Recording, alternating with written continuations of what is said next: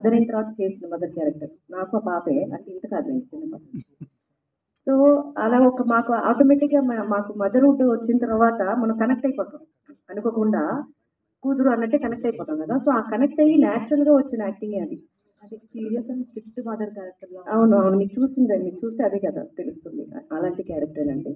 But unexpected things జరుగుతుంటాయి. అవి మీరు ఎక్స్‌పెక్ట్ చేయలేరు. అని మీకు నేను చెప్పకూడదు. ఓకే. డైరెక్టర్ గారు.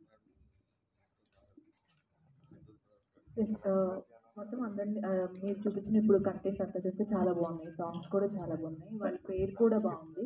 అండ్ ఇది రూరల్ బ్యాక్‌డ్రాప్‌లో వస్తుంది అన్నారు. సో, పర్టిక్యులర్ జోనర్ అంటే కంప్లీట్‌లీ లవ్ స్టోరీనా? లేదంటే ఏదన్నా థ్రిల్లింగ్ ఎలిమెంట్స్ ఏమైనా ఉండబోతున్నాయా? అంటే ఇప్పుడు ఒక స్టోరీ ఒక ప్లాట్ మీద ఉంటుందండి. ఆ ప్లాట్ మీద ఇప్పుడు ఇది మీరు చూసినట్టే రూరల్ బ్యాక్‌గ్రౌండ్ అన్నారు కదా! ఇప్పుడు అక్కడ ఓన్లీ ఈ ఇద్దరు లవర్స్ మాత్రం ఉంటారు కదా! బంచ్ ఆఫ్ అంటే ఊరు జనాలు ఉంటారు.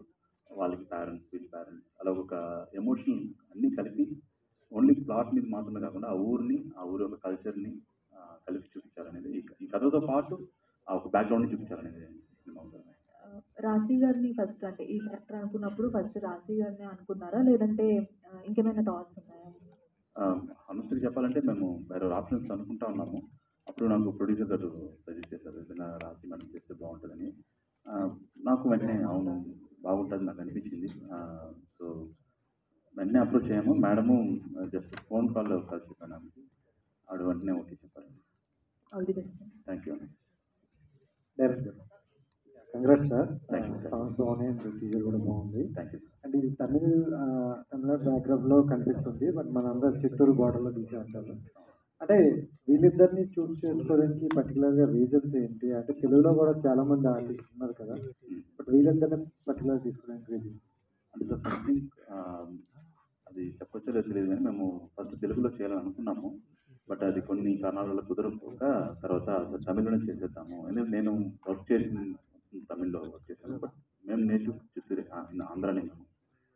సో అప్పుడు నాకు మీరు అడిగినట్లు వీళ్ళిద్దరిని చూస్ చేసుకోవడం కారణం ఏంటంటే ఇప్పుడు హీరో అన్నాక మన చాలా పోస్ట్గా కాకుండా మన ఎదురింటి అబ్బాయిలాగా పక్కింటి అబ్బాయిలాగా అలా ఎప్పుడు నాకు అలాంటి వ్యక్తిని చూస్ చేసుకుని నాకు ఇష్టం అంటే హీరోగా. సో నాకు అప్పుడు నేను అసురన్ ఫిల్మ్ చూశాను. అసురన్లో ఆయన యాక్టింగ్ నాకు చాలా బాగా నచ్చింది. అందుకు ఆయన హీరోగా తీసుకున్నాను. దాని తర్వాత జనని గారు ఆవిడ బిగ్ బాస్ అనే షోలో తమిళ షోలో చేశారు. ఒక చిన్న లిటిల్ ఇన్నోసెన్స్ ఆవిడ ఫేస్లో కనపడింది. సో ఇప్పుడు ఈ ఇద్దరు ప్యారింగ్ చాలా బాగుంటుందని నేను నమ్మాను. సో ఆ ఇద్దరిని వీళ్ళిద్దరే చేస్తే బాగుంటుందని చెప్పి చాలా గట్టిగా అనుకొని చేశాను. అంటే మీ ఫ్రెండ్షిప్ గురించి చెప్పారా? షార్ట్ ఫిల్మ్ తీస్తాను 10,000 ఇచ్చారు, సినిమా అని చెప్పారు. బట్ నెక్స్ట్ ఏం ప్లాన్ చేసుకుని వెళ్తున్నారా? కొంచెం ముందే ఇంటర్వ్యూ అండి అతనికి. అంటే ఏంటంటే అండి ఇప్పుడు ఆయన ప్లాన్ ఇండియా సినిమా ఏంటంటే యాక్చువల్గా ఆయన నమ్మింది ఏంటంటే ఈ సినిమాకి ఎంత పెడితే ఎంత వస్తుందని ఆలోచిస్తుంది. మేము షార్ట్ ఫిల్మ్కి 2012లో షార్ట్ ఫిల్మ్ తీసామండి. అప్పుడు 10,000 అయింది. ఆ 10,000 పెడితే ఏమొస్తుందని ఆలోచించలేదు. షార్ట్ ఫిల్మ్ తీద్దామా తీద్దామన్నారు. సేమ్ ఇదేలాగా ఈ మూవీ కూడా మూవీ తీద్దామా ఎంత లాభం వస్తుంది ఏంటని కాకుండా చేద్దామని చెప్పి చాలా పాజిటివ్గా స్టార్ట్ చేసాం. But end of the day చూసుకుంటే కమర్షియల్గానే చూస్తారు కదా. అంటే ప్రొడ్యూసర్ దగ్గర చెప్పిన కన్నా 3 రేట్స్ ఎక్స్ట్రా అయిందని అన్నారు. బట్ అవన్నీ రికవర్ వస్తేనే మళ్ళీ నెక్స్ట్ అంటే ఒక ఫిల్మ్ తీయగలరు కదా. తెలుగు అది కూడా ఆలోచించారా? అదే ఫస్ట్ ఏంటంటే మేము తమిళ్లో మాత్రమే అనుకున్నామండి. తమిళ్లో మాత్రం అనుకున్నప్పుడు ఒక బడ్జెట్ ప్లాన్ చేసాము. దాని తర్వాత ఏమనిపించింది అంటే ఈ స్టోరీ ఇది ఒక ఊరు ఒక్క స్టేట్లో మాత్రమే రిలీజ్ అయితే ఆ స్టోరీ యొక్క దీన్ని మనం తెలుగు కూడా చేద్దామని మాకు అనిపించింది. అందువల్ల మేము అప్పుడే ఈవెన్ షూటింగ్ టైంలోనే మేము డిసైడ్ అయ్యి ఈ ఫిల్మ్ చేయడం వల్ల మాకు తెలుగు తమిళ రెడీ చేయడానికి మాకు ఆ బడ్జెట్ పడింది. అంటే థియేటర్కి ముందే ఈ మధ్యన ఓటీటీకి కూడా అమ్మేస్తున్నారు, అంటే సేఫ్ జోన్ ఉండొచ్చు అని. బట్ ఏంటి ఓటీటీకి కొంచెం లేట్గా వస్తుందా లేకపోతే? లేదండి, ఓటీటీ అప్రోచెస్ ఉన్నా కూడా మాకేంటంటే ఇప్పుడు రిలీజ్ తర్వాత ఓటీటీ రావడం సహజమే. బట్ మాకేంటంటే ఈ సినిమాని theatre experience చూపించాలనేదండి.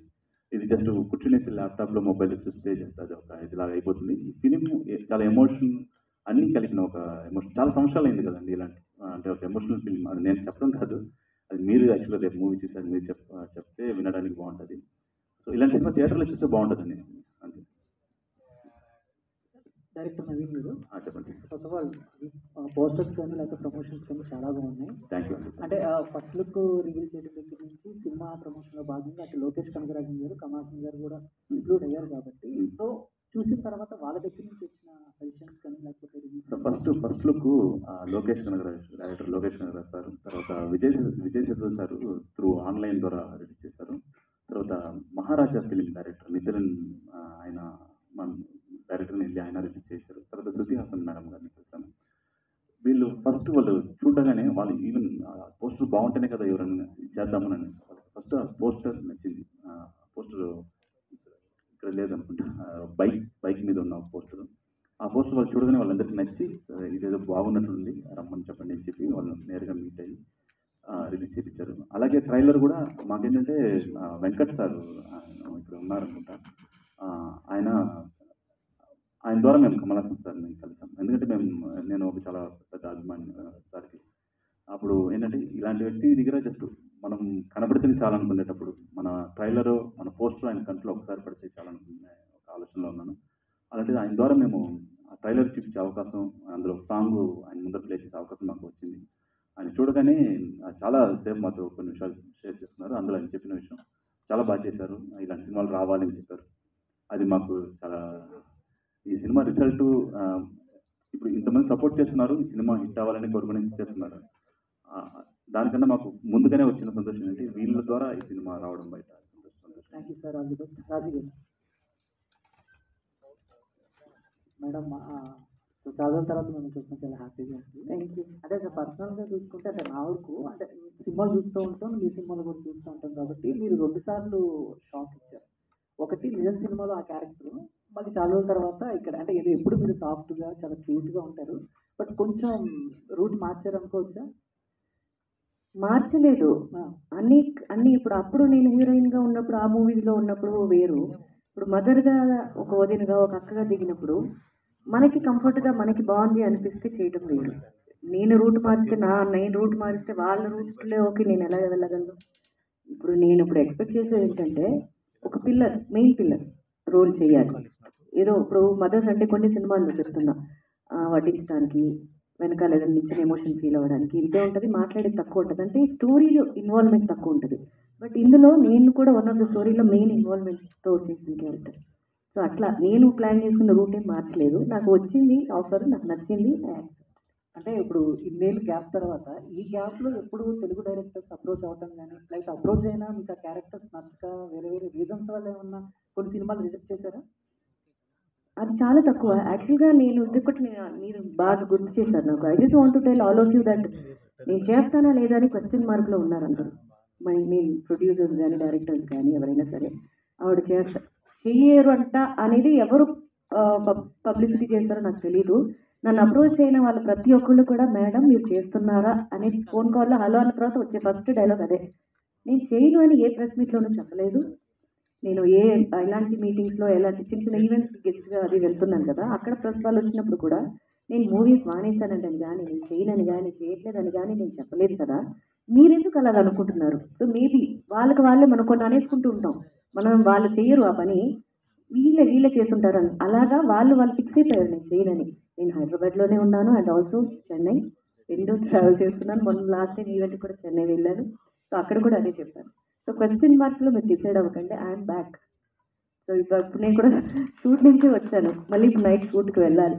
So 4-5 movies already I done, shooting అయిపోయింది. తెలుగులోనే మేడం? తెలుగు తమిళ్ కూడా. అవన్నీ కూడా పోస్ట్ ప్రొడక్షన్స్లో ఉన్నాయి ఇప్పుడు. సో నేను రెగ్యులర్గా కలుస్తూనే ఉంటాను ఇంకా madam. Thank you. Hero and heroine గారు ఇద్దరికి కామన్ క్వశ్చన్. సో మీరు లెజెండరీ డైరెక్టర్ వెట్రిమారన్ గారితో చేశారు అండ్ మీరు విజయ్ గారితో చేశారు. వాళ్ళ నుంచి చూసి నేర్చుకున్నటువంటి ఏమైనా థింగ్స్ అంటే చెప్పండి.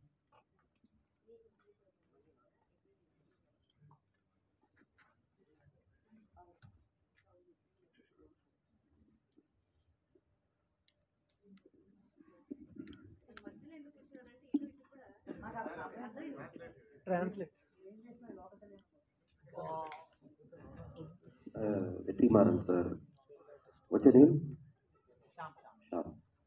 Yeah, Vetri sir, I learned like so much too. Like, a lot. How to come on time on set, the discipline, the level of captainship on set.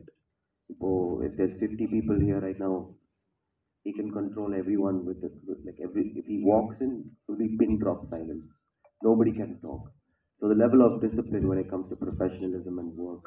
So அந்த அந்த ஒரு when I see that, I wanna be like that, you know, like when I obviously like every set is different. Like he has his own working style. Vetri Maran sir has his own, but when I see Vetri Maran sir, he's able to. That's why his films are like very, you know, very sharp. And I've also worked with Vijay sir. I'm currently working in Janana even. Again, the level of patience.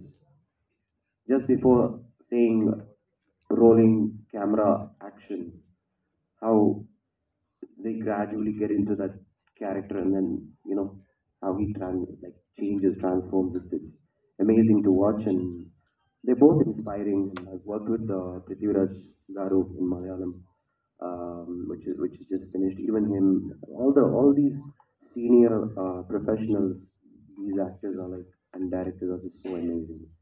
Learning though, in a particular character.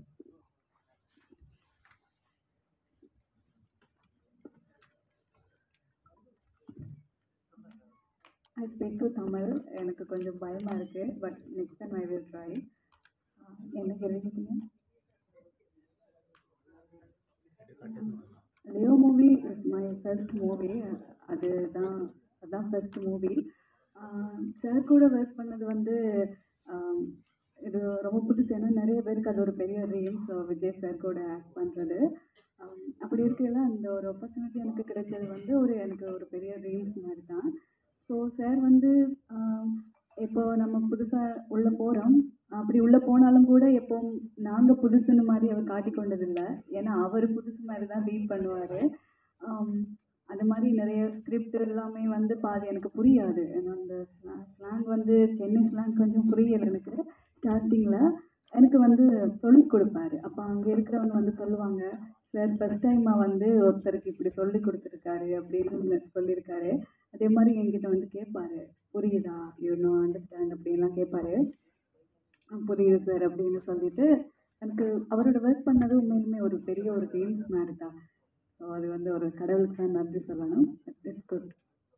Actually ma'am అందరూ కొత్త వాళ్ళు, అంటే one movie చేశారు, మీరు senior, ఏమన్నా tips ఇవ్వడం జరిగిందా movie చేసి? వాళ్ళు అడగపోయినా ఇచ్చేస్తుంటాను నేను, అదొక అలవాటు తనకి. అలాగే మీరు అంటే కెరియర్ స్టార్ట్ చేసినప్పుడు గోకులంలో సీత పవన్ కళ్యాణ్ గారితో చేశారు.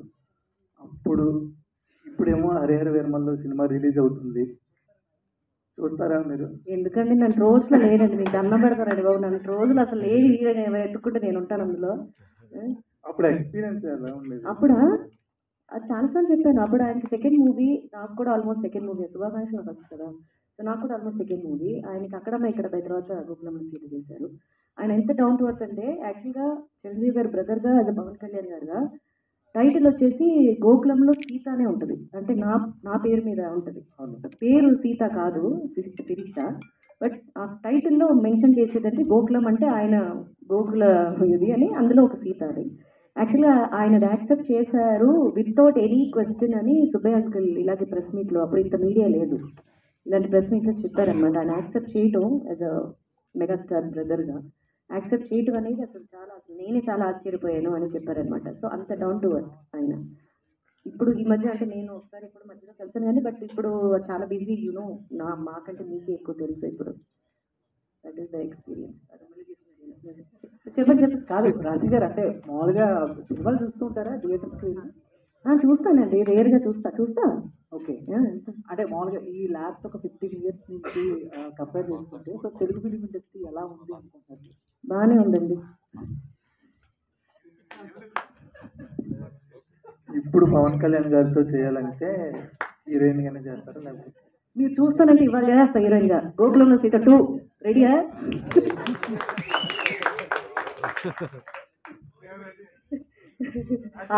ఆయన రెడీ అంటే నేను ready. So producer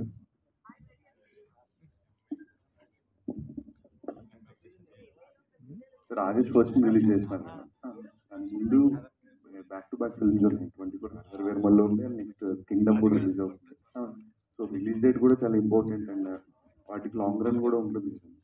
so August first ఎట్లా అనుకుంటారంటే వేరే రిలీజ్ డేట్స్ ఏమైనా అనుకుని లాక్ చేసుకుని లేదండి యాక్చువల్లీ హరిహర వీరమల్లుతో కంపేర్ చేసుకుందాం కుదరచేసి కంపేర్ చేసిన అనట్లేదు డేట్స్ విషయంలో ఒక పెద్ద సినిమా వచ్చినప్పుడు డెఫినెట్గా కొన్ని అది అసలు ముందుగానే అనుకున్నాను ఆగస్ట్ 18 జూలై 18 అనుకున్నాము.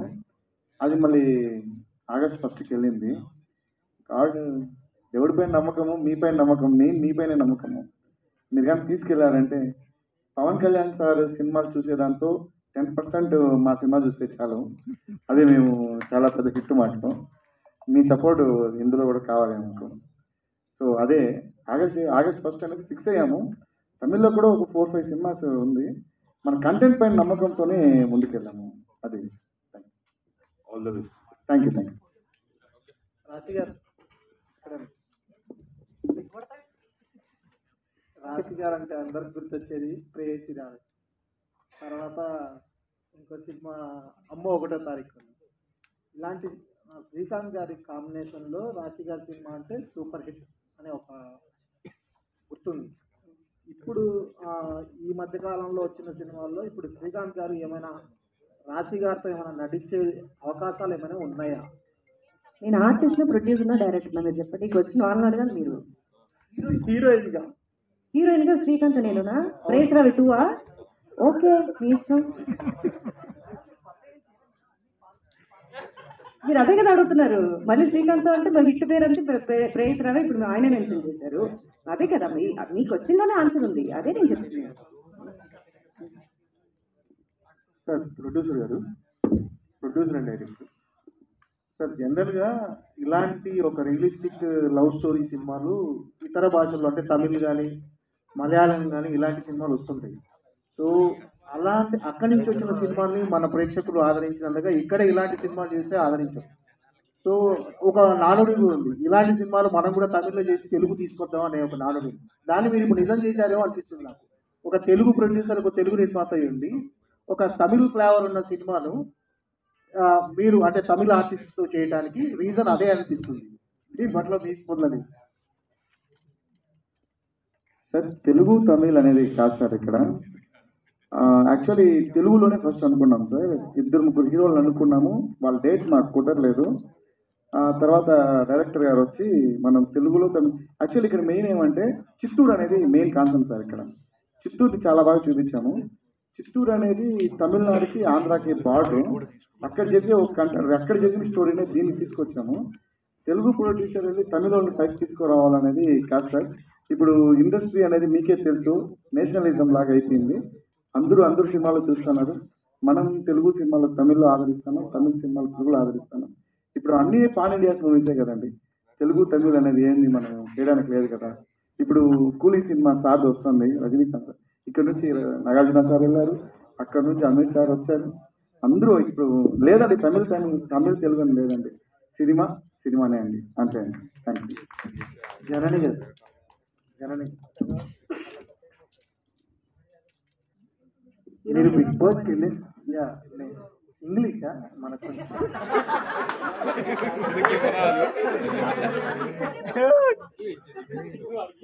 ఓకే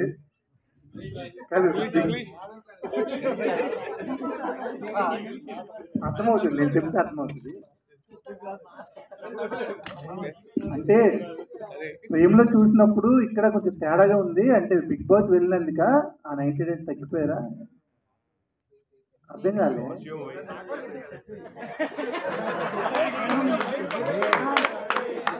அங்கே போயிட்டு கொஞ்சம் வெயிட் கெயின் ஆகிட்டேன். இங்கே வந்து கொஞ்சம் வெயிட் கம்மி பண்ணி அர்த்தமாயிட்டு you understand? అర్థమైందా? అర్థమైంది. Any difference?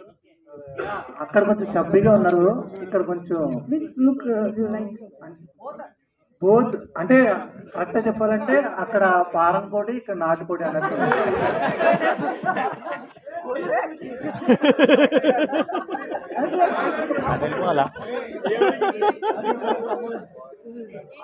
ప్రశ్న ఏంటి, మీరు ఏమడిగారు? గోల్కి వెళ్ళిన తర్వాత లావర్ తగ్గారా, లేకపోతే ఏమన్నా సినిమా చేస్తున్నారా కొంచెం సన్నగా అవుతాయి? మీరు కూడా దాన్ని ఎలా అడగాలంటే మీరు స్లిమ్ అయ్యారు ఎలా ఎందుకు అని అడగాలి.